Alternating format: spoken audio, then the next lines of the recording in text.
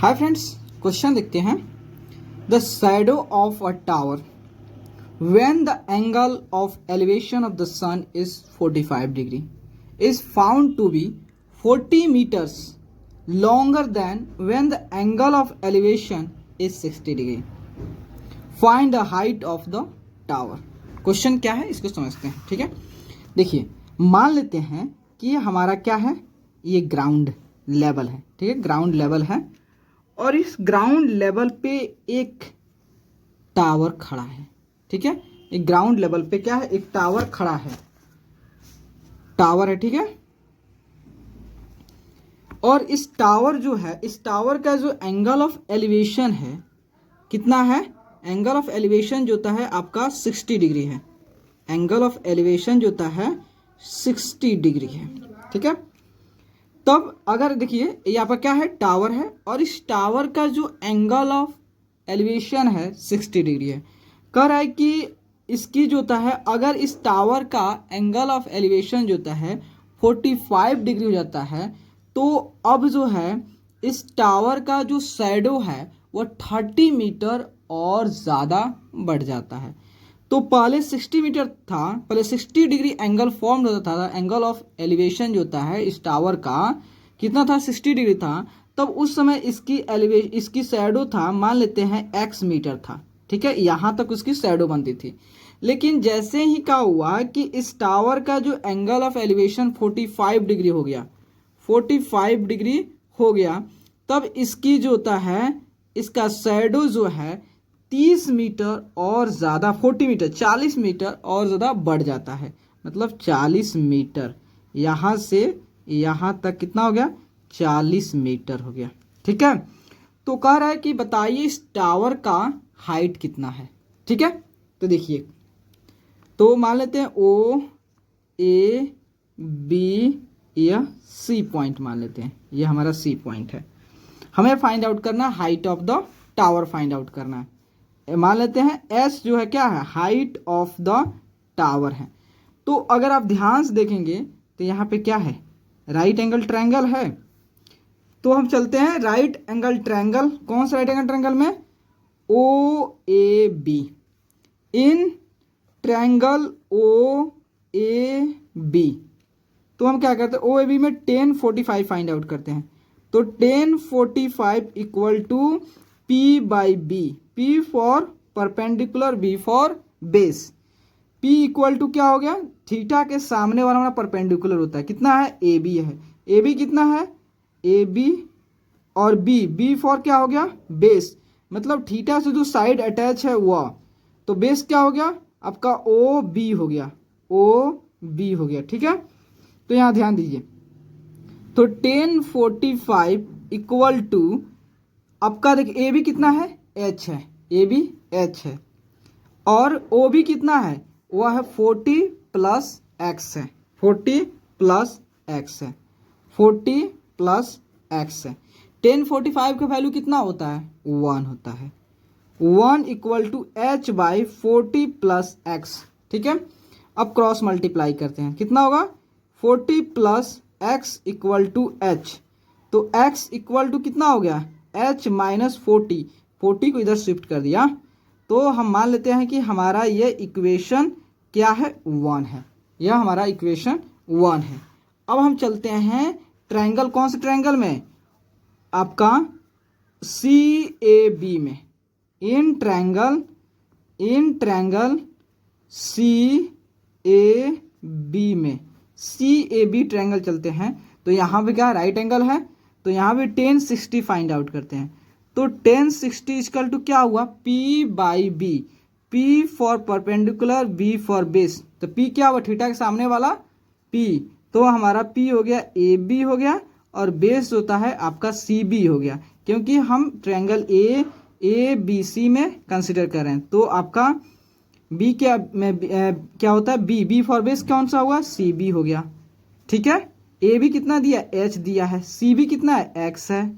ठीक है, 1060 का वैल्यू कितना है, होता है √3 होता है, और इक्वल टू H/X। अगर हम क्रॉस मल्टीप्लाई करेंगे तो X इक्वल टू H/√3, क्योंकि इस X को इधर कर दिया और √3 को इधर शिफ्ट कर दिया। यह हमारा इक्वेशन 2 हो गया। ठीक है, इक्वेशन 2 हो गया। ठीक है, यहाँ तक कोई डाउट नहीं होगा।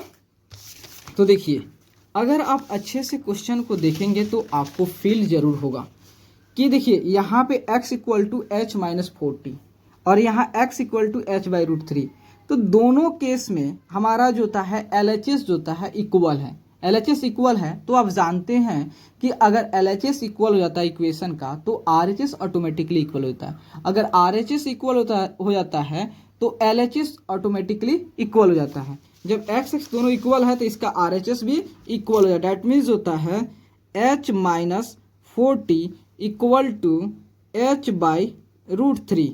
अब क्या करते हैं, इसका क्रॉस मल्टीप्लाई करते हैं, तो root 3 into H minus 40 equal to H. ठीक है, तो कितना हो गया आपका, यहाँ रूट 3 एच, यहाँ 40 रूट 3 इक्वल टू एच।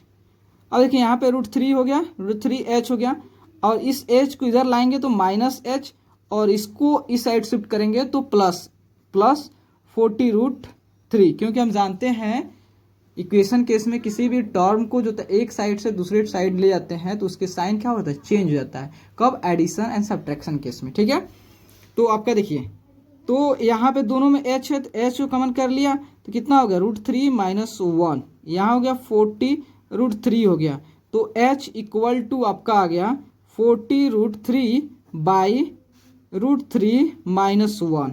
ठीक है, अब रेशनलाइजेशन करते हैं तो h इक्वल टू आपका हो गया 40 root 3 by root 3 minus 1, then root 3 plus 1, root 3 plus 1, rationalise करते हैं। ठीक है, तो h इक्वल टू कितना हो गया 40 root 3 into root 3 plus 1 by, यहाँ देखिए तो यहाँ a हो गया, मान लेते हैं इसे a हो गया और ये b हो गया, a माइनस बी और a प्लस बी। अब जानते हो कि a माइनस बी और a प्लस बी का फॉर्मूला क्या होता है, a square minus B square होता है ना। तो इसे मान लेते a और ये b, तो a माइनस बी और a प्लस बी का प्रोडक्ट के फॉर्म में, मल्टीप्लाई के फॉर्म में है, तो क्या होगा रूट 3 का स्क्वायर माइनस 1 का स्क्वायर, तो h इक्वल टू जो होता है 40।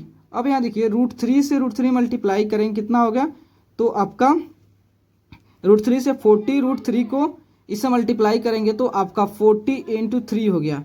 ठीक है, उसके बाद अगेन जो होता है 40 रूट 3 को 1 से मल्टीप्लाई करेंगे तो हमारा 40 रूट 3 आ गया। ठीक है, तो यहाँ पे देखिए तो आपका कितना हो गया, तो यहाँ पे रूट 3 में से रूट 3 का स्क्वायर, डेट मीन्स आपका 3 हो जाएगा। ये कैसे होता है, रूट 3 का स्क्वायर मतलब 3 हो गया। तो देखिए ये आपका स्क्वायर रूट का मतलब होता है 1/2, 1/2 का स्क्वायर, डेट मीन्स 2 से 2 कैंसिल हो गया, 3 आ गया, तो 3 माइनस 1। ठीक है, तो h इक्वल टू 40 इंटू 3 कितना हुआ आपका 120 हो गया, प्लस 40 रूट 3 बाई 3 में से 1 गया 2 हो गया। ठीक है, तो यहाँ देखिए तो आपको इसमें से क्या करते हैं, दोनों में से हम 2 कॉमन कर लेते हैं, तो 2 कॉमन करेंगे तो आपका ये 60 हो जाएगा और यह आपका कितना हो जाएगा 20 रूट 3 हो जाएगा बाई 2 हो जाएगा, 2 से 2 कैंसिल, 2 से 2 कैंसिल हो गया, h इक्वल टू जो होता है 60 प्लस 20 रूट 3। ठीक है, तो h इक्वल टू 60 प्लस 20 और रूट 3 का वैल्यू आपको ऑलरेडी क्वेश्चन में दिया हुआ है। रूट 3 का वैल्यू कितना दिया है आपका 1.732 दिया है, तो रूट 3 का वैल्यूज होता है, रूट 3 का वैल्यू दिया है 1.732 दिया है, तो h इक्वल टू कितना हो गया, तो आपका 20 इंटू 1.732 मल्टीप्लाई करेंगे तो ये आपका 60 हो गया और ये 34.64 हो गया, तो h इक्वल टू कितना हो गया, तो आपका जो होता है आपका h इक्वल टू हो गया 94.64 मीटर हो गया। ठीक है, तो h क्या हो गया, ये h जो होता है हाइट ऑफ द टावर, तो hence the height of the tower is होता है 94.64 मीटर। ठीक है, तो ये टावर की कितना होगा 94.64 मीटर हो जाएगा। ठीक है, तो प्लीज़ दोस्तों अगर आपको वीडियो अच्छे लगे और आपके लिए अगर हेल्पफुल है तो प्लीज़ चैनल को लाइक एंड सब्सक्राइब प्लीज़ ज़रूर करें, क्योंकि आपका like and subscribe he motivate करता है। Okay, thank you friends.